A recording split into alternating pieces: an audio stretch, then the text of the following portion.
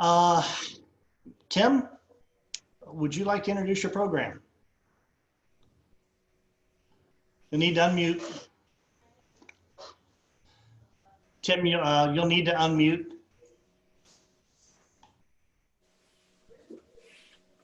Thank you. Can you hear me now? Yes, very good. Okay, great. Yeah, I'm honored to introduce Annie Schomaker. She is co-founder and executive director of Eden's Glory. Eden's Glory is the only 501c3 in Metro East that is a residential recovery program for female survivors of human trafficking. Thank you, Annie, for joining, and we look forward to learning more about your organization. Yeah, thanks, Tim, and thanks everyone for having us. It's exciting to be here. It's so strange to be on screens, isn't it? We're adjusting here at Eden's Glory as well with COVID. We pretty quickly, when COVID hit, we made the decision because of the setup of our organization that we could remain open with obvious included safety protocols. So we have continued to remain open and serve, and have even seen growth since COVID hit. But then on the other hand, it makes other things difficult like this. So thank you. It's great to meet each of you via Zoom. But yeah, as Tim said, we are the only home that serves survivors of human trafficking in the Metro East area. There are a couple in Chicago, and there is some work being done in the Springfield area. But when we opened Eden's Glory 5 years ago, we were one home of 250 beds available for survivors of trafficking.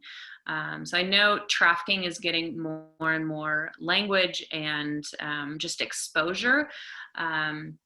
And so we're thankful for that, but we are one of few, and many of the homes that we connect to are more of a short term, and we provide up to 2 years for each woman to come and heal. So we take women from all around the country who have survived human trafficking. We receive referrals from the FBI, Homeland Security, and other service providers and rescue organizations. We were asked early on, before opening the home, to sit on the Illinois Statewide Task Force for Human Trafficking.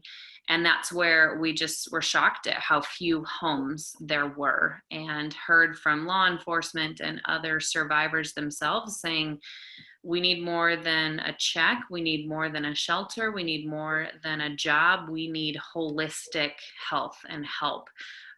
So when the women come to Eden's Glory, we work with them obviously to provide housing and meals, but also access to medical care, legal care if needed, and then work extensively through the trauma that they have experienced. And so most of our women experience trafficking before the age of 10. The national statistic in the United States is that girls are brought into trafficking between the ages of 12 to 14 on average, and boys are 7 to 9. And that very much fits with what we see at Eden's Glory. So our women, by the time they get to our home, have experienced a lifetime of exploitation and abuse. And so we start to unravel those lies, the trauma, the wounds, both physically and emotionally and spiritually. We are faith-based, so we are founded in prayer and believe that Jesus is the true healer. But we also want our women to be able to come and explore that for themselves. Most of them come with either a deeply wounded sense of their spirituality and God and who He is, or a lot of confusion and a lot of mixed messages. So we want to allow them to heal in that area as well. Since being open, we've served 18 women in our home, and in the past year, we've expanded to include outpatient as well, as we've identified women in our area that may be out of the life, out of trafficking, but still need some of that trauma work. And so we are able to work with them The other cool thing about this past year that we are moving into for 2021 is that we officially partnered with a group in California, including law enforcement and other service providers, to open our second home.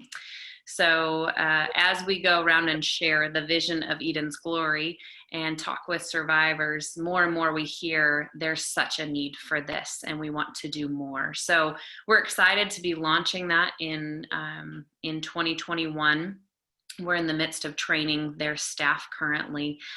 So we're excited to have a second Eden's Glory. And we are also in the process of developing our program for minors. So because of what I shared with you before, because the trafficking was so young for many of our women, we want to get in quickly. So we want to take what we've learned from the survivors. We want to take the curriculum that we have adapted and used for the adults and bring that into for youth.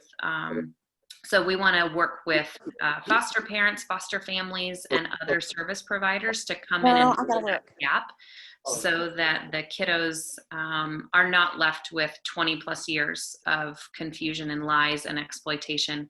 If we can respond quickly to the trauma they've experienced, then we can set them up for a more successful and sustainable life. So that's what we're working on currently, is both the second home and the minors program. So we're really excited, but we're always looking for more help. People who have a passion for this, people who want to get involved. So would love to talk more with you guys if you're interested. And I don't know if there's space for questions, if anybody has questions, but yeah.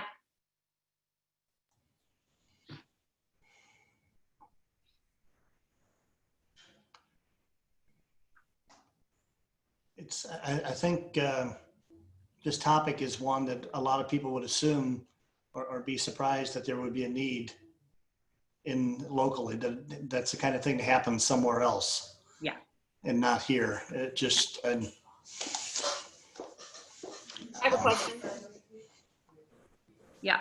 How do the girls, how do they find out about you? Yeah, predominantly it's been through law enforcement when they have been identified or rescued. They either end up with FBI or Homeland or at a rescue organization. So one of our main partners is down in Atlanta. They rescue about 1,000 women a year, and then help them, once they get off the street, then help them find long-term housing or services. And so most of them come through referrals. We've had some women that have just found us through either the hotline or just Googling, and they've called us themselves. So yeah. So none of them are local girls. They are from all over. And then once they are rehabbed, I guess, for lack of a better word, are they sent like back to their home state, or is it just like almost like witness protection where you just find a whole new life sort of thing? Yeah, great question. Yeah, the women that we have worked with in this area, usually we refer them to out of state for safety reasons, just because it's not as successful if they're still in the same area where their trafficker is. And so if the women want to go home, quote unquote, after they graduate, then we make a way for that. A lot of them have relocated either here or to another location to start to separate those ties from the people in their past. So yeah, great question. I have a question as well. Obviously, we've seen these raids that have occurred over the last several weeks, which are really eye-opening. Question that came across my mind whenever I saw these is, what's the typical, or I don't even know if there is a typical way that this whole cycle starts for these kids? Is it via abduction? Is it something to where their parents just aren't, they're just the worst parents in the world, so to speak, and they just kind of let them, maybe even introduce them to this kind of thing? How does this all start for these kids? Yeah, that's a great question, John. We hear oftentimes in like movies and things, we see the abduction side of it, and that's actually rare in the US. Most survivors of trafficking have been trafficked by either a family member who sold them, a friend, a pastor, a coach, a teacher. It's almost always somebody that they know and trust. So if you can imagine, because it starts so young, many of our women don't know anything different. So they're the traffickers, the people who exploit them, prey on their vulnerabilities. So whether it's the vulnerability of poverty, the vulnerability of family instability, or loss of job, COVID has hit so hard because of all of those areas. The vulnerability of being online. So many of our youth now, if not all, are online in some capacity, and that's where they're getting recruited and meeting these people and developing that relationship. So there's a lot of vulnerabilities that they start to prey on them, and usually we refer to it as the grooming process. When by the time they meet before they are actually sold, is about a 2-year process, depending on the individual, but they take as long as they need to build up that trust, so that by the time they're sold, and we've had individuals who were at home with a fairly good family, and mom and dad had no idea, just thought that they were depressed or they were sleeping more or whatever. It was hormones. And so a lot of times it happens right under our noses, and we just have no idea. So, yeah. And Annie, what are some of the signs that we should be looking out for or try to be aware of? Absolutely. If it's happening under our own noses. Right. That's like a whole hour training, Mark. No, But very briefly, things to watch for. We encourage parents to watch for sudden changes in behavior. You know, if you have a kid that has been predominantly a good student, involved with their friends and their church and their community, pretty present, I guess, emotionally, and then suddenly they're isolating, they're depressed, they're on their phone or on their device a lot. They're lying, making up excuses or reasons why they're not doing things. Obviously, that could be a sign of a lot of things, but those are the things that we want to start watching for, is a change in this individual, or even a young child who can't fully explain. Many of our women didn't have the language to tell somebody what was happening. But when you see someone who knows more than they should for their age, so women who are young children who know where to go for things, or young children who know far more about their about sex and those kinds of things than any of us would ever imagine. We also watch for brain development being stunted. So most of our women, once they were experienced the first trauma, we see a significant stunt in their development. So again, that's where grades will start dropping, but also just an understanding of life and how to do things. It usually stops developing unless there's some kind of intervention. Other things to watch for both kids and adults, if they suddenly are receiving a lot of new gifts, a lot of the traffickers will start by buying them new things. And so if you've got kids coming to school or youth group or wherever, and they've suddenly got the newest iPhone and all of these devices or things, or their nails done, and it doesn't line up with what they've usually been getting from their family, that can be a sign, that can be a red flag. Yeah, there's a lot.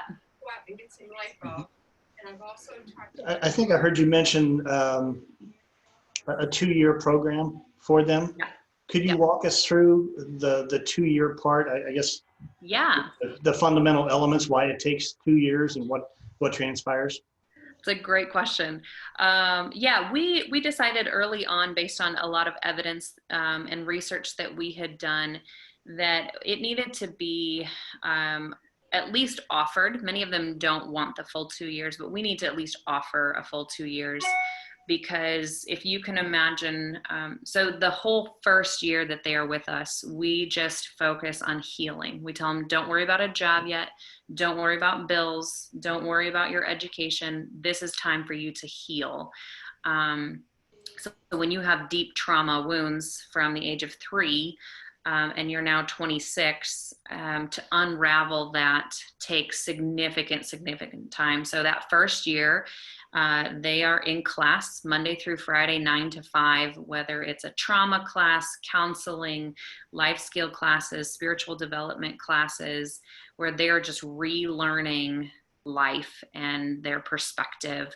It's also very full of a lot of medical appointments. Many of our women come in with significant injuries or illnesses that have never been treated. So we're running them all around Illinois, trying to get in with specialists and doctors to get those things treated. And then just really helping them stabilize that first year. Because if you can, many of them come in and they say, well, just get us a job and we'll be okay. But if you can imagine a normal job with stress and individuals that you don't know, somebody's going to ask you a question or say something that can be highly triggering, and that poor boss has no idea what they just said. So we want them to have that stability and health before they go into a job. So then that second year is really focused on helping them network within the community to either, maybe it's finishing a GED, maybe it's taking some community college classes. We do career days. So I would love to get around the table with all of you, because we take our women around to meet individuals in different jobs to say, this is what a job could look like. So I remember taking our women to it was a well-known, pretty significant paper factory. And when they learned that they got benefits like paid time off and insurance, and they went on trips for trainings, they got back in the car and they were like, that's real. Like, that's a real thing. And so just trying to turn those light bulbs on of there could be something else. When you've been told that a garbage can has more value than you do, to get a job is so intimidating. But we want to teach them that they have value and they can contribute to society. We love the days when they get their first paycheck. One of our women still talks about how excited she was on her first paycheck that taxes were taken out, because she felt like a normal person and part of society. So she loves taxes, whereas the rest of us, that we hate that about our paychecks. But those are the little things that we want to provide for them in that second year of just normal, of you can do something else. So those are fun days of learning what they're interested in, what those hopes are, those dreams are that they've never had time for. So. Annie, I have a question. When you mentioned the career fair, when is that?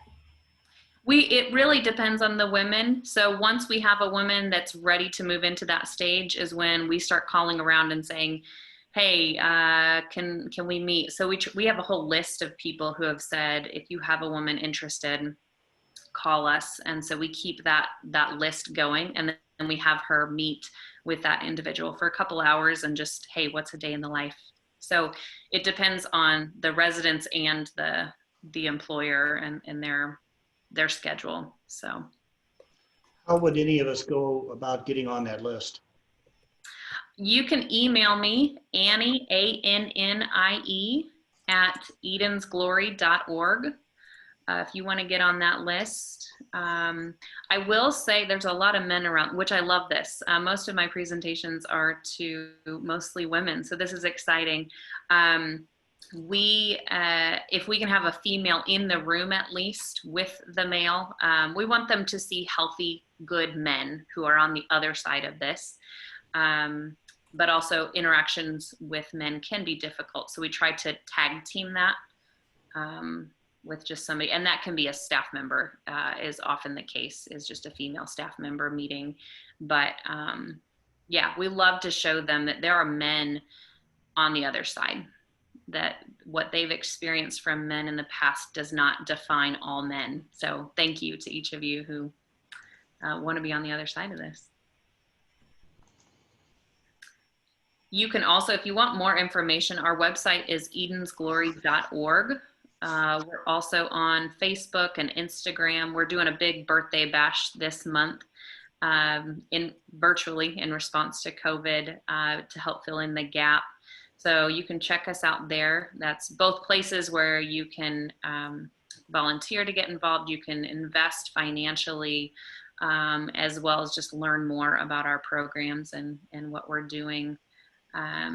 Myself, and we have 2 survivors now on staff who were at the program and have graduated and come back. And so one of those survivors goes around and speaks with us, just does a phenomenal job sharing both her story without graphic details, but also what helped, how she got out. So we would love to come share at your churches.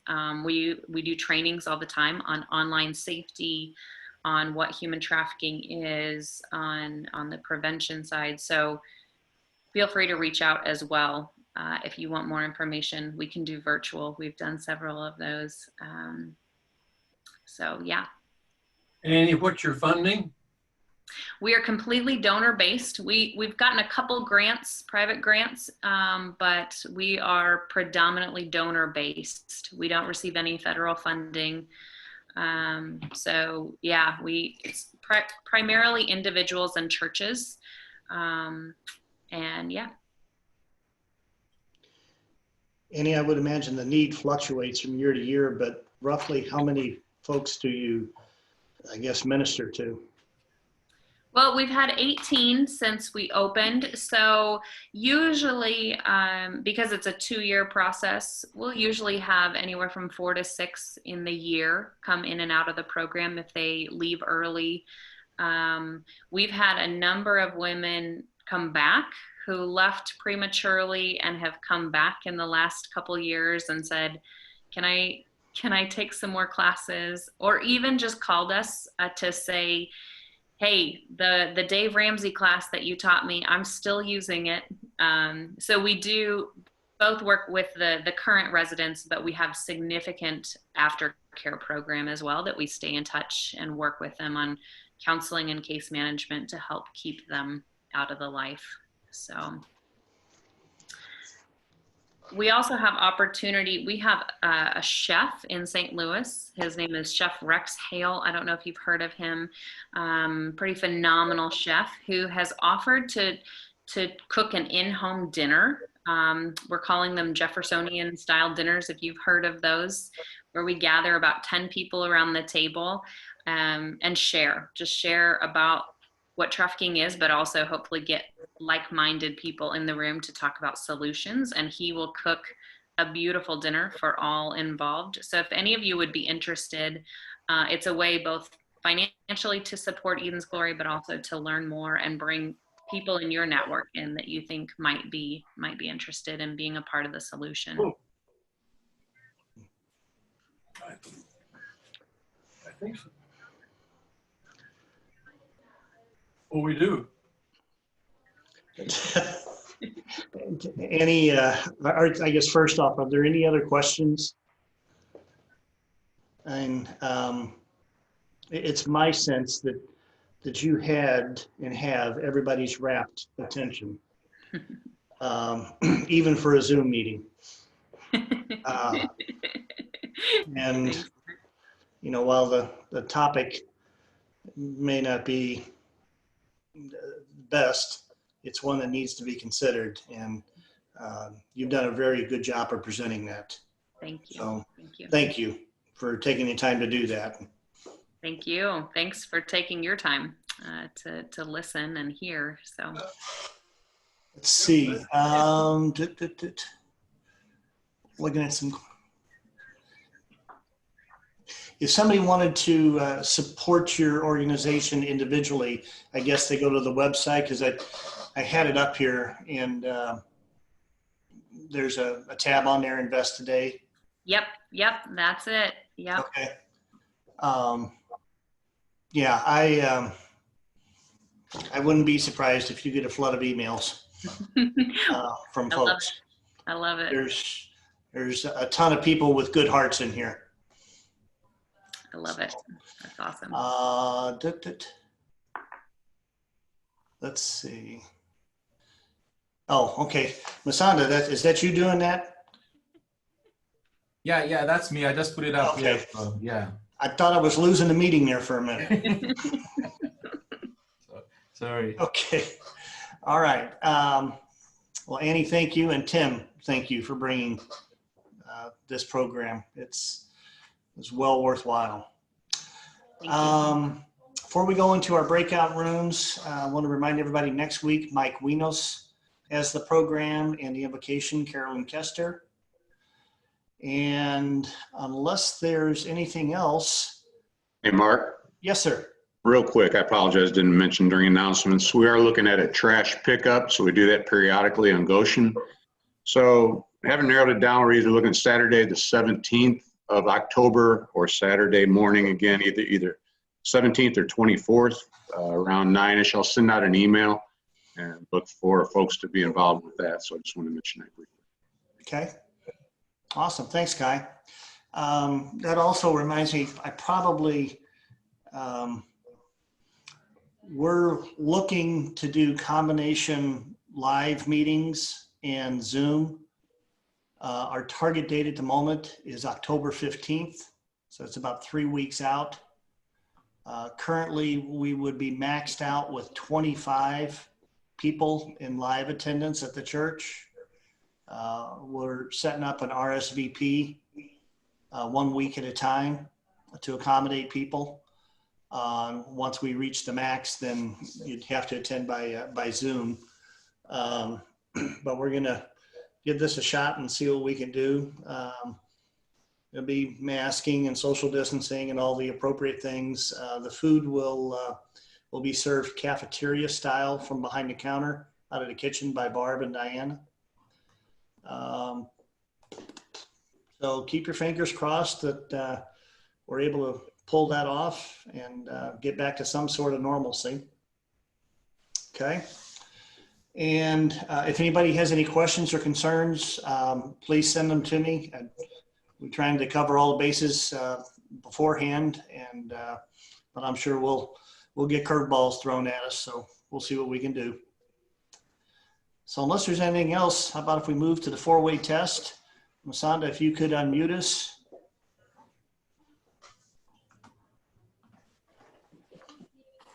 And so the four-way test are the things we think, say, and do. Is it the truth? Is it fair to all concerned? Will it build goodwill and friendships? Will it be beneficial to all concerned? Thank you, folks. See you in a few. Bill.